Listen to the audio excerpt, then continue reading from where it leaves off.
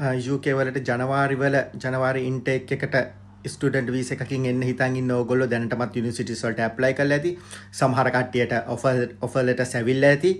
ඉතින් මේක ඊළඟ ස්ටෙප් එක තමයි ඔයගොල්ලන්ගේ කැස් එක ගන්න එක. කැස් එක ගන්නකොට ඔයගොල්ලන්ගේ ෂෝ මනි එක දවස් 28ක් පරණ වෙලා තියෙන්න ඕනේ. එතකොට මේක ඔයගොල්ලන්ට පෙන්වන්න පුළුවන් ඔයගොල්ලන්ගේ නමින් හෝ දෙමාපියන්ගේ නමින් ෆික්ස් ඩිපොසිට් එකකින් ලංකාවේ ඕනම පිළිගත්තු බැංකුවකින්. හැබැයි ඊළඟට මේ දවස් 28 මේක ඉවර වෙන්නේ නැහැ. ඊළඟට ඔයගොල්ලෝ වීසා එක ඇප්ලයි කළාට පස්සේ වීසා එක වදිනකොලුත් මේ සල්ලි ප්‍රමාණය account එකේ තියෙන්න ඕනේ.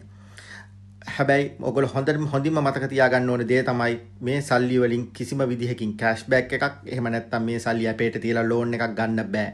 එහෙම මොන හරිම දෙයක් මේ සල්ලි ප්‍රමාණයට මේ account එකට වෙලා තිබුණොත් ඕගොල්ලන්ට වෙන්න පුළුවන් නරකම දෙයක් තියෙනවා. ඒක තමයි අවුරුදු 10ක් යනකල් UK වලට ඇතුල් වීම තහනම් කරලා ඕගොල්ලන්ගේ වීසා එක ඕගොල්ලන්ට ආගමන තහනමක් දාන්න පුළුවන්. වීසා බෑන් එකක් දාන්න පුළුවන්.